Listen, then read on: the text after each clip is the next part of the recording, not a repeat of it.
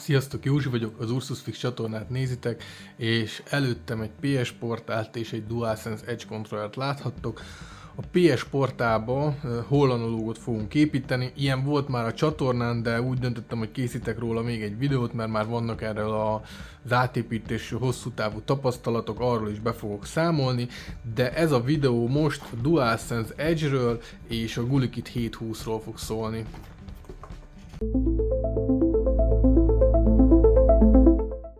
Ugye ennek a videónak a lényege az lesz, hogy összehasonlítsuk a gyári DualSense Edge levehető gombás megoldást a GuliKit 720-nak a levehető gombájával és a kalibrálható karjaival.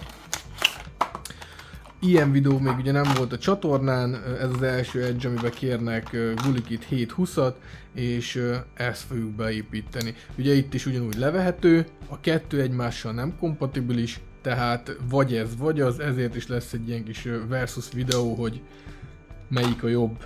Annyi info, hogy az Edge-hez nem küldte el a tulajdonos az ő saját gombáit. Igazából ez abból a szempontból jó lett volna, hogy a magasságokat össze tudjuk hasonlítani, de úgy döntöttem, hogy ettől függetlenül most megcsináljuk ezt a videót, és első körben csak az egyik oldalt fogom átépíteni, és meg fogjuk nézni, hogy a magasságban mi lesz a különbség. Az első körben, hogyha a gyárit azt megnézzük, akkor oké, hogy levehető kupak van, de ugye nincs középen semmilyen állítható lehetőség. Ugye az Elite 2-es megoldás az Xboxnál, azon van egy olyan csavar, amit hogyha állítunk, akkor az ellenállását lehet változtatni a karnak. Ugye a GuliKit 720-szal majd ezt fogjuk elérni. Ugye a GuliKit 720 az már egy TMR-es megoldás, tehát driftre se hajlamos, míg ezek a gyári Edge kontrollerben lévő analógok, ezek ugye bár hajlamosak sajnos a driftelésre, ugye már elénk is tárolnak a modulok, felpattintva pedig ki is tudjuk venni. Jó. Ha megnézzük, ugye 3 darab csavar fogja ennek is az alját. Ugye 2 variáció van a 3 csavaros és az 1 csavaros, ez épp a 3 csavaros. Előtte egy Xboxot szereltem, tehát csavarhúzón az csillag kell most. Ha ti szeretnétek esetleg javításra küldeni nekem kontrollert, akkor a leírásban megtaláljátok a linket, illetve hardware aprón megtaláltok, majd azt is belinkelem. És a 3 csavar kiszedése után még nem fog szétpattanni, hanem itt van egy kis műanyag fröccsentés, amit el kell távolítani, ezzel válik nyithatóvá a modul. Így.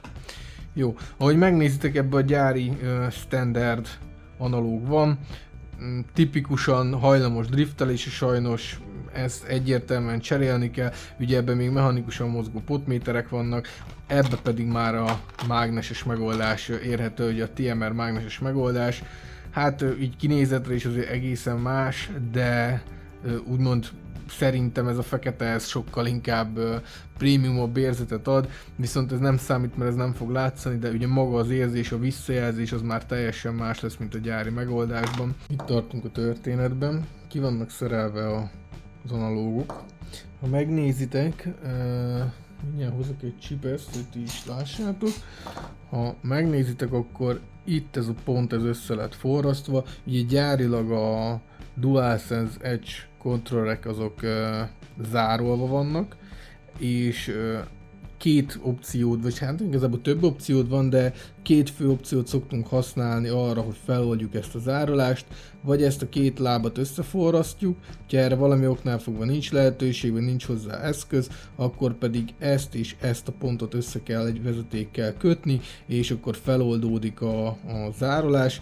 Talán ez egy picit esztétikusabb megoldás, de van olyan lehetőség, van olyan, hogy csak erre van lehetőség, éppen ahogy sikerül mind a kettő ugyanazt okozza, feloldódik a zárolás magán a lapon, és akkor ezt követően ugye letisztítottuk, ugye kiszereltük az analógokat, és akkor ezt követően jön az a rész, hogy össze kellene állítani és bele kéne szerelni a GuliKit 720-at. A GuliKit 720 ugye gyárilag már úgy érkezik, hogy összeszerelve ezzel a kupakkal, és felmerül az a kérdés, hogy oké, de az edge meg így van, ugye gyárilag így összeszerelve érkezik, ugye ezt se lehet így kiszedni. Ugye erre az a megoldás, hogy lepattintjuk az edge-ről a kupakot, így már ki lehet fordítani belőle ezt az analóg talpat. És most jönne az a rész, hogy azt mondom, hogy jó, akkor ezt beleszereljük, ugye ez is csak úgy megy bele, hogy leszeded a kupakot, és akkor így belepattintani. Igen ám, de sokan ugye azt gondolnák, hogy hú, minek szereljem ezt rá, mert ha ezt ide beillesztem, majd utólag ráérek ezt rárakni. Hát az igazság, hogy nem olyan egyszerű. Ezért én azt javaslom mindenkinek, hogy így előre, mert ha megnézitek, ezt ide úgy kell beforgatni ebben a formában. Én mindenkinek azt javaslom, hogy ezt előre építse be, ne utólag, mert utólag, mikor már be van forrasztva, nagyon nehéz lesz, és ezt így ebben az irányból befordítva lehet behelyezni. Tehát, hogyha csak így simán fogod és függőlegesen ráhelyezed, akkor nem fog megfelelően bepattani. Úgy is biztos, hogy be lehet feszegetni, de én azt tapasztaltam, hogy ez talán így a legegyszerűbb, és így, mivel már ez így össze van állítva, bármikor majd rápattintható lesz, de beforrasztani ugyanúgy be lehet attól függetlenül, hogy rajta van ez a fedő, vagy nem tudom, minek lehet ezt nevezni. Így. Ha a lábak szép egyenesen állnak, akkor ennek gyönyörűen be kell így ebben a formában pattanni a helyére, látjátok? És már semmi más dolgunk nincsen, csak beforrasztani. Fontos, hogy ettől függetlenül ugyanúgy figyelnünk kell, hogy tökéletesen vagy a síkon feküdjön maga az analóg, ez ugyanúgy be kell nézni. Itt ugyanaz a megoldás a legegyszerűbb, két ellentétes oldalon megpontozni és rányomni, ez fog most következni.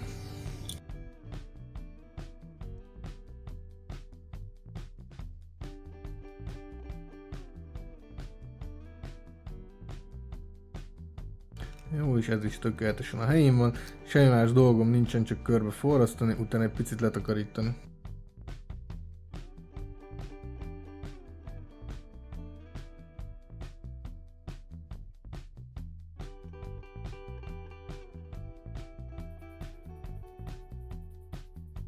Jó, és igazából ez lenne a végeredmény.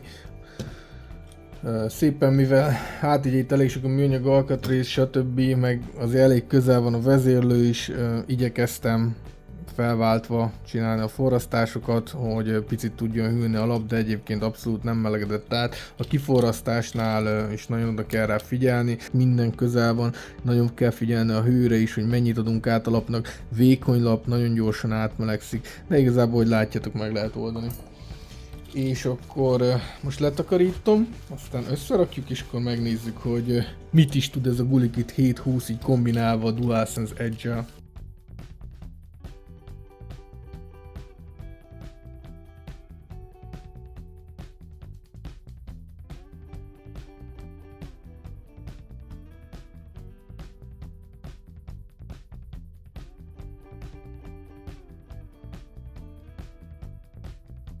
Jó, ahogy látjátok, el is készültem, az FN gombok is a helyükön, és igazából így néz ki összeállítva.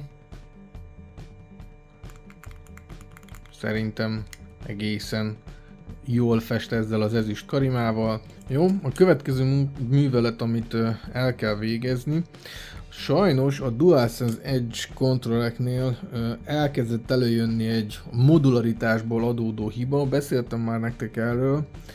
Ezek a kis rézlábak, ezek oxidálódnak, és olyan hiba jelenség jön elő, hogy a kontroller elkezd fehéren villogni, és nem tud használni. Ez ugye mind oda vezethető vissza, hogy a modulok nem érintkeznek tökéletesen. Erre a legjobb megoldás, vagyis én azt szoktam csinálni, megelőzés szempontjából, hogy egy nagyon kevés kontaktsprayt kifújok, tényleg keveset, nem kell sok, és megfogok egy fogpiszkálót, belemártom a kontaktspraybe, és finoman ezeket a rézlábakat átdörgölöm vele. Hát nem dörgölöm, igazából bekenem, értitek, mire gondolok. De ha direktbe befújod, kontaktsprével ide befújsz, az egész be fog jutni az analógba, és előbb-utóbb tönkre fogja tenni, mert bemegy a por, megragad a por ezen az olajos cuccon, stb. Ugye ez a kontaktspray, ez kifejezetten csak arra kell, hogy itt a lábakon oxidáció ne tudjon létrejönni. Ez egy megelőzés, egy-egy kontrollernél már előjött ez a hiba, ez modularitásból adódik, szóval az egy dolog, hogy tök jó, hogy cserélhető valaminek a modulja, de ugye az érintkezők azok mindig egy hibaforrás, itt is az. Ez eddig tart, az ember megelőzésként megcsinálja, és akkor a jövőben elkerülhetők a esetleges problémák, amik oxidációra vezethetők vissza. Jó, összeépítjük. Ahogy látjátok, tökéletesen a helyén van. Ugye innentől ugyebár cserélhető lesz.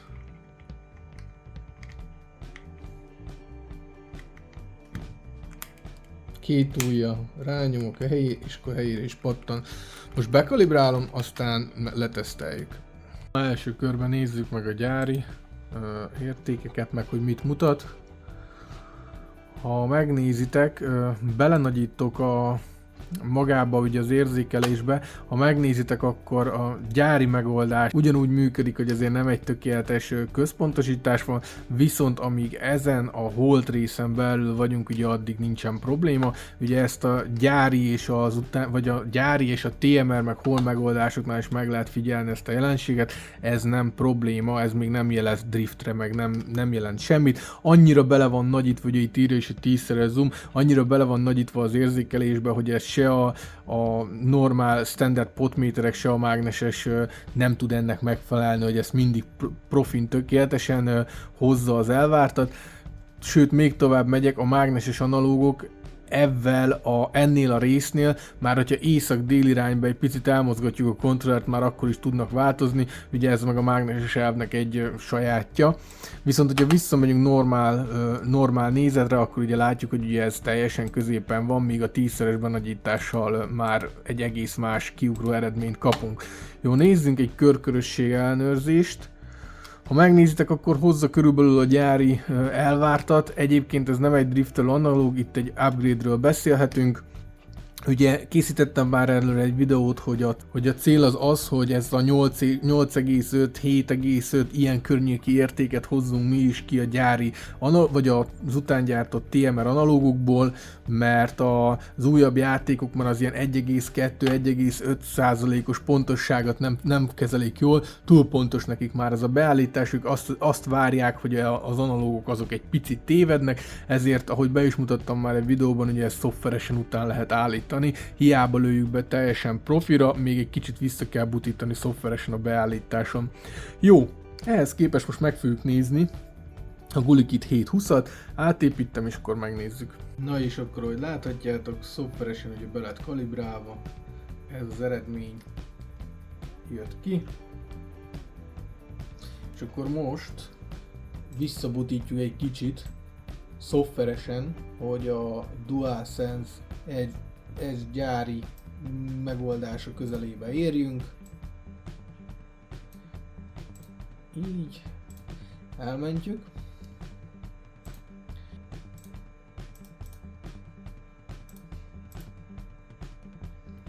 Jó, és akkor újraindítottuk, és akkor ez úgymond a végleges eredmény.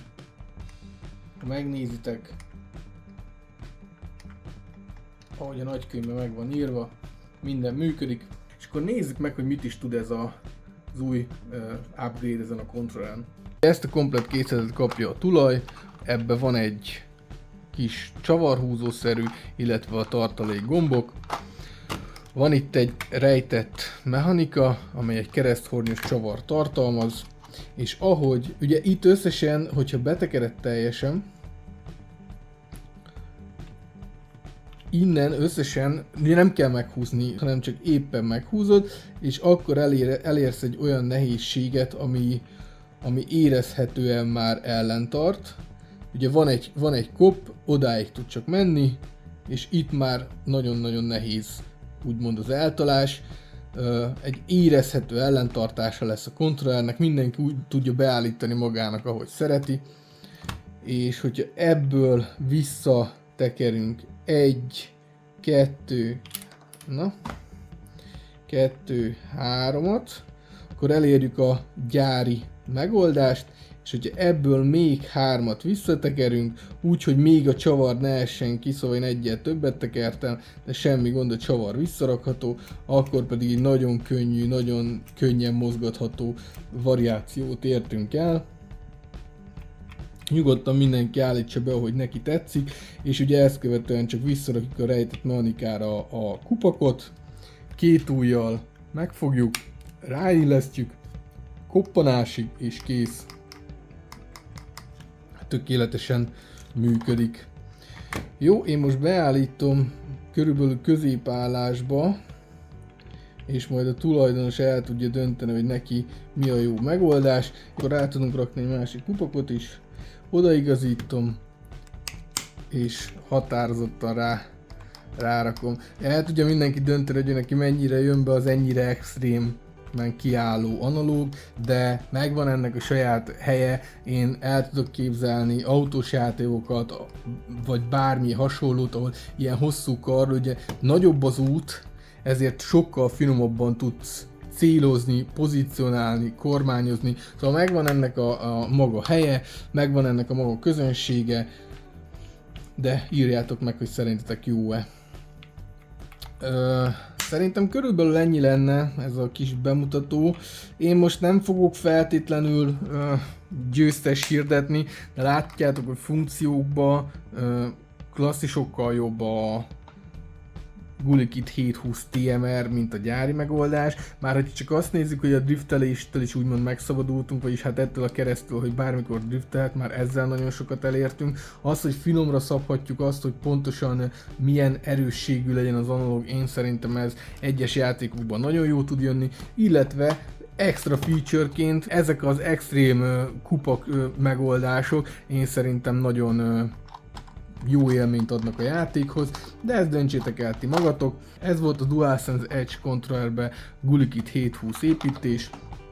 Ha tetszett ez a videó, akkor nyomjatok egy lájkot. Ha bármi kérdésetek van, azt tegyétek meg a komment szekcióban. Ha feliratkoztok, azt nagyon szépen megköszönöm, és a következő videóban találkozunk. Sziasztok!